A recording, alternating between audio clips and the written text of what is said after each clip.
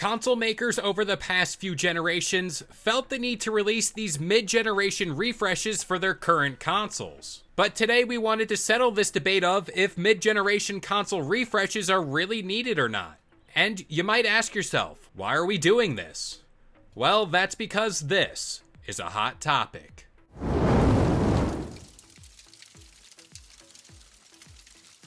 What's up, guys? This is K-LO, and normally I'm here to give you the lowdown on all things gaming, but we are back for yet another episode of Game Sandwich Hot Topic, and I'm joined today by the one and only Jesse Lennox, the guy who needs a haircut more than anyone else right now, but we'll do that another time. We have a better debate for today. And before we get into today's debate, I want to break down all of the rules in case you're new here to Hot Topic. Of course, we're going to flip this here coin, and this coin will decide what side of this debate we will be defending. Now, today's debate.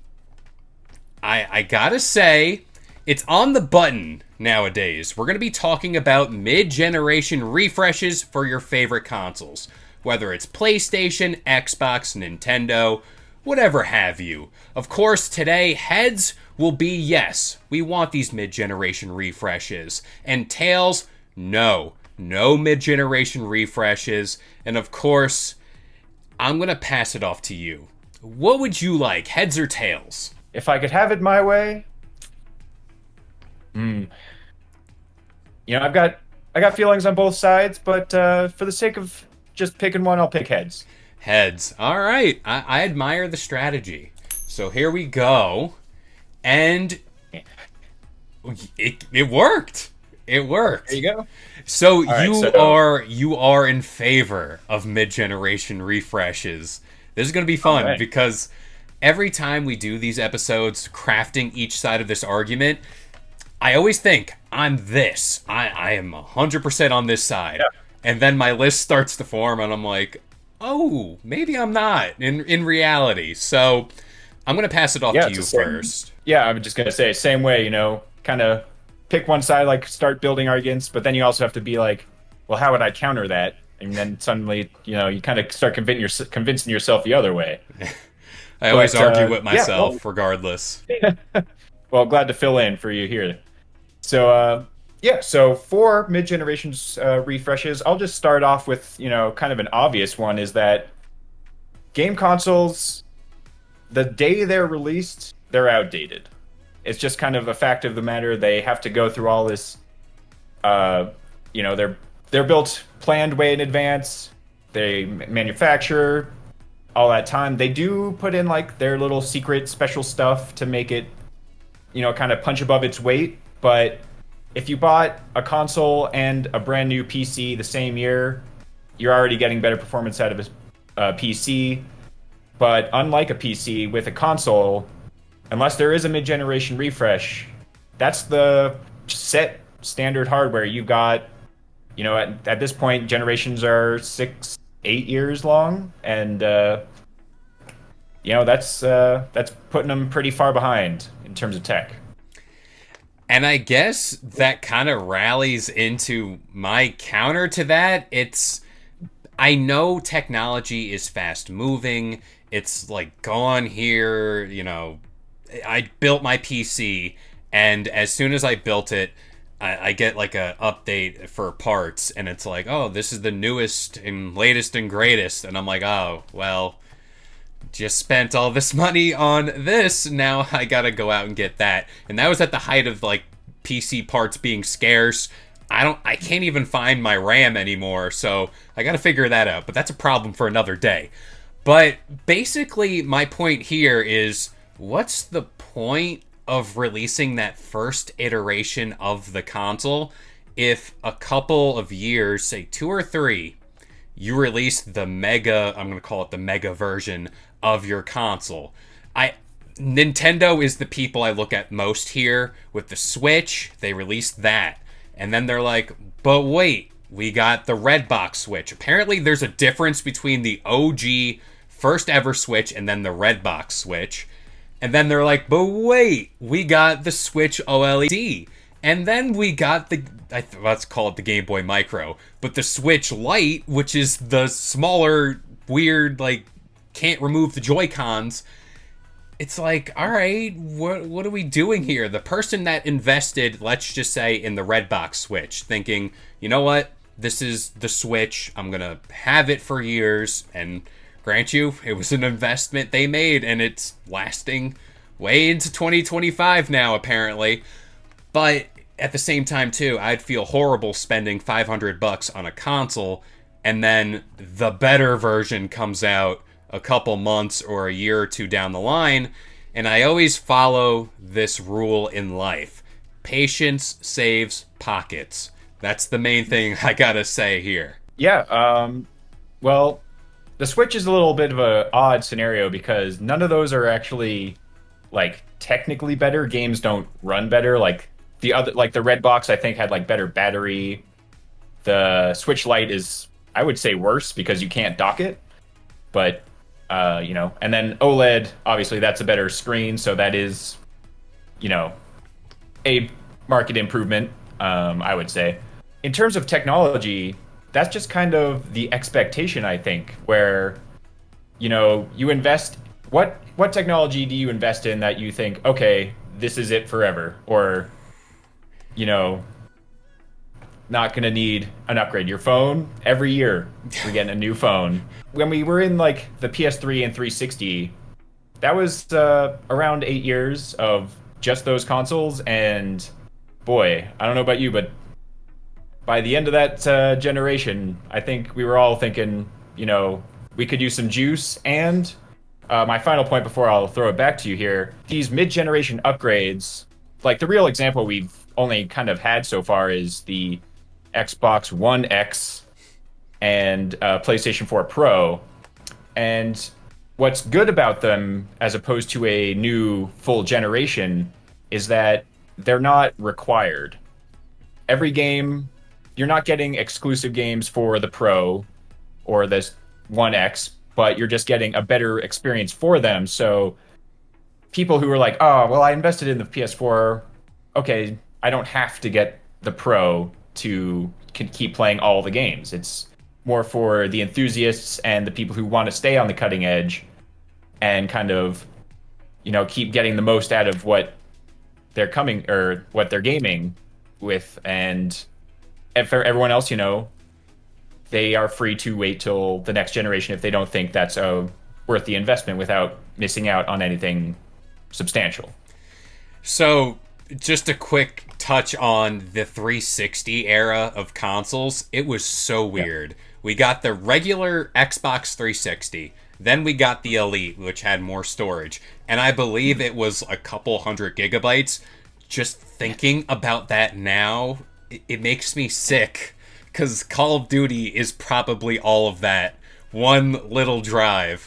And then at the end, they dropped, it was like, I don't know how to describe it. It was like a weird, it was a 360, but it was like rounded in a way. It was so weird. It was like this, they snuck it in at the end. It was so weird. I have no memory. Do you know what it was called? It was just the 360 Slim, I think. For those of you watching this, I'm going to flash a picture. Normally I don't do this stuff, but flash a picture here. This is what I'm talking about.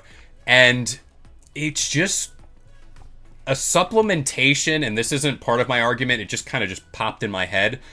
Can we get more special edition consoles? I think this generation, grant you, we got that monstrosity of a SpongeBob. I don't know if that was real. The SpongeBob Series X, it's real. Yeah. Okay. Great marketing, but can we get more of that, please? But as far as my next point to this argument, you brought up the PS4 Pro and that era. I think in that era, the big reason to make an upgrade to these consoles was 4K. I think that's the only, at least to my knowledge, looking back on it, 4K was the reason why you want to make these upgrades to the Pro, best performance on the line, everything. Nowadays in 2024, I'm looking at this set of consoles. Is 8K like what we're aiming for? Is it now 24K? I don't know what K we're at here, but I just don't see that reason to drop any of this. I'm looking at the Xbox Series X that they're doing the all digital. It makes sense in a vacuum because it's like the most powerful Xbox, but it's all digital. But at the same time, like having that console available at launch, like offering up the monolith here of this Series X with the all digital and then the all digital Series S, I think that three would have covered your bases at start. No need to upgrade like mid generation because it's all outdated. And then it opens the door to get more stuff to increase the ecosystem, like that haptic feedback controller. We could have gotten that sooner to rival DualSense that they have out now for PlayStation. I think dropping your consoles up front and then giving a reason to stay within the ecosystem, like better hardware, better headphones, all this stuff to facilitate that. I think that's the better route for companies to focus on. Or if we're going to get really outside of the box, can we get modular systems where I can take out the graphics card and drop in like the next Xbox graphics card or whatever? I'll do it. I just think that would be a cool... I don't want to call it a gimmick, but it's probably going to be a gimmick. Much like building your own PC. You kind of pick and choose the parts you want, make a console that's yours, and you don't need to go out and spend another $500 on a brand new console when you have the bare bones of it back home. All right, so you kind of touched on a few points there. So kind of guide me as I go here, but your kind of initial point being that I want to go for here is like the idea of instead of investing in like a mid-gen refresh, just like supplemental hardware.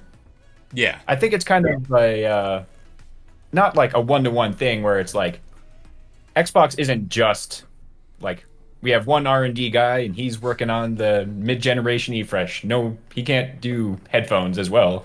So I think like they're doing everything all at once, and like we know or we hear all the time like as soon as a console comes out, they're already prototyping the next one. So, but I do agree that didn't Xbox like start putting out like questions to people like would you guys like features like the DualSense in our controller? But I don't know why that hasn't happened yet. Remind me of that last point you made. That one I had a I was talking about the reason, like, what is the reason now to upgrade? Like, is it 8K? Is it that? And then I said modular systems, like, where you can get different parts and just kind of have fun with it.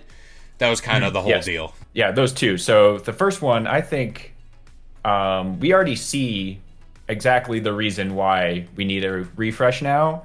And it's not visual performance, because most games, like, I know our consoles can support 4K. I don't think there's a game that does native 4K on consoles, and I don't know if you can buy an 8K TV at all. You probably can, but I don't think that's worth even thinking about until real next generation, maybe. But what's the big thing this generation, pretty much since the start, has been you start up a game, and either it tells you to go into it, or if you're like me, you go right into the settings and you go switch from graphics mode to performance mode. Mm-hmm. Do you want, like the super sampled 4K or like 1440p at 30, hopefully? Or do you want, whatever HD 60? Mid-generation refresh, don't worry about it. Full graphics, highest frame rate possible, you don't have to pick.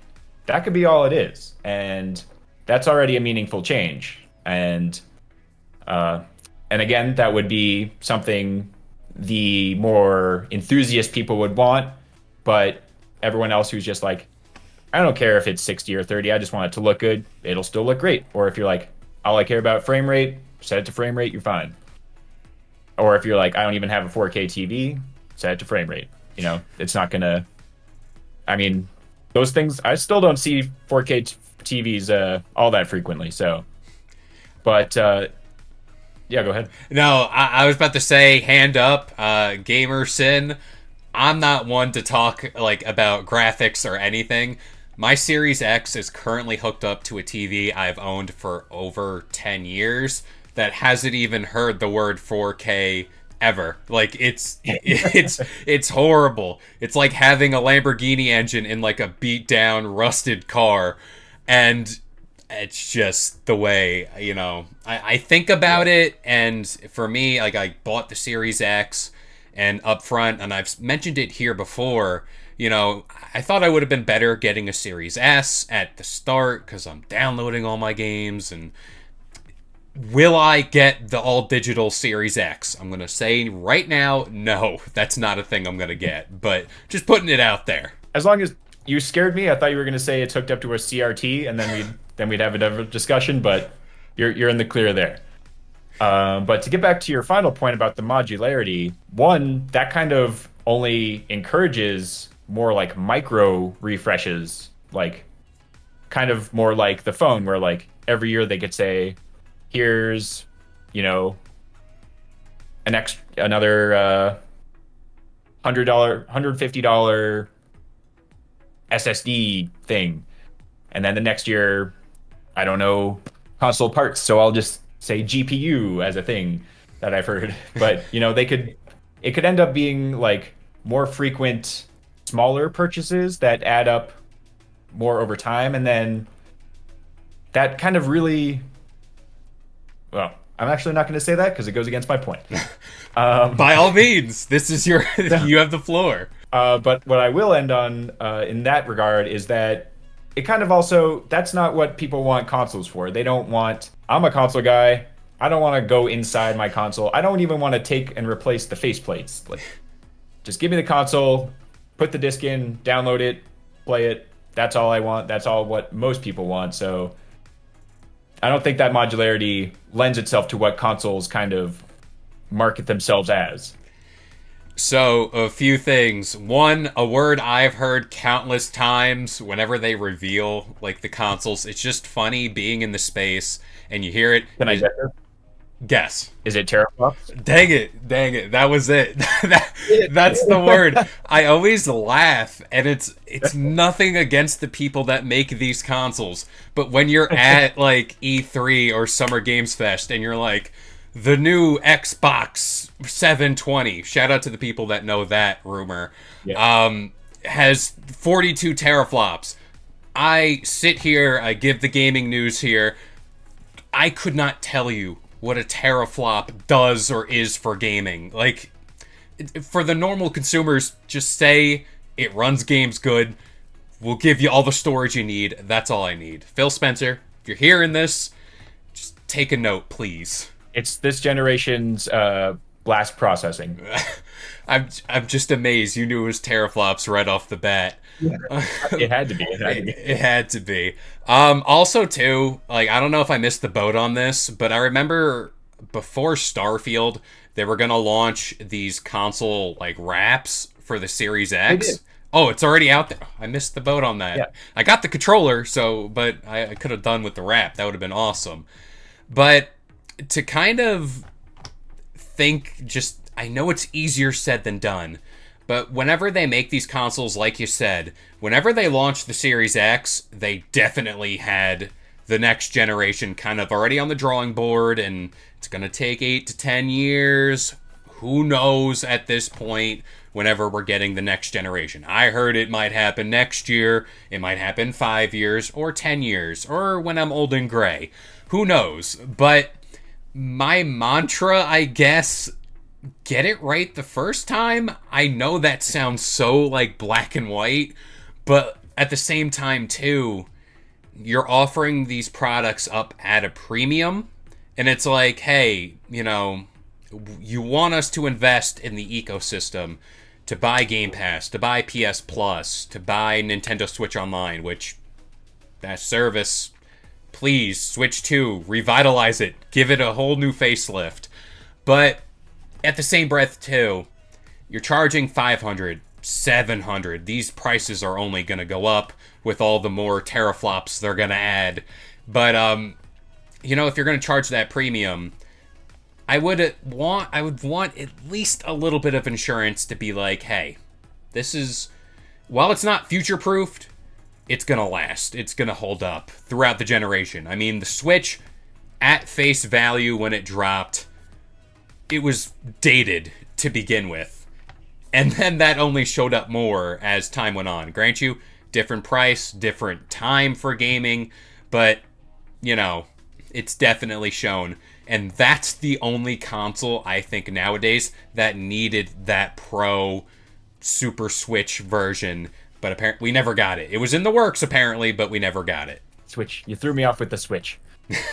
It throws everybody off. I can't even define what they're doing with it, but you know that's a whole other debate for another day. No, don't definitely. But for the PlayStation and Xbox, I think it's well. Let me ask you this, as kind of a throw it back to you question. It's kind of an odd thing with this generation because it's not happening like it should. But with every normal generation, a console comes out full price. You kind of invest in that early price if you're like, I got to get it, I got to be on the cutting edge. You know it's going to be good, at least. Like, if there is a mid-generation refresh or not, you know, it's going to last you the entire generation to some extent. But even if there wasn't a mid-generation, should you then not have those, okay, it's been 2 years, here's the slimmer, cheaper version? Like, is that betraying the people who got in early too? That's a very good point, and I rode my Xbox One. Curse that generation. It's the worst. It was the dark days. I rode that VCR from beginning to end, and now I got the Series X, and like I said at the top of this all, I got it, and I was like, all right, what do I do with this? Because one, they didn't really have games out at the time, and it was a weird start to the generation. We were in the pandemic, parts were short. I went to GameStop, and you'd think, you know, I'm going to go pre-order my Xbox, it's going to be a great day. They're like, yeah, we only got 2 Series X's and 3 Series S's. And that was like the most shocking moment to me, because I'm like, I'm so used to going and just pre-ordering and like, this is the next console generation, this is great. And then I spent the rest of the day on Best Buy refreshing my browser. But to kind of answer your question, does that betray the people who originally invested? I think right up front it does in a way, because yes, I went out and I spent $500 on this. And then if they dropped the all-digital Series X, that would have been the console I got, like, at day one. And will I regret having purchased this? I live with that a little bit, just a little bit. Now I'm on PC and it's a whole different ballpark. But at the same time, too, for every one of me who go out and get these consoles day one, there are the people who don't get them. Like a bunch of my friends, they decided, especially with this generation, hearing that the consoles will not be in stock all the time, it's going to be hard to get them, they waited maybe 3 years into this all. Right now, one of my friends just got a Series X, and he got the Halo one. I should have waited to get that special edition Halo one, because, again, I just love the cool looking consoles. But yeah, for every person that goes out and gets it day one, there's always going to be that next consumer who hasn't gotten a console at all. They might be looking to switch from PlayStation to Xbox or Xbox to PlayStation. You know, there's always that person.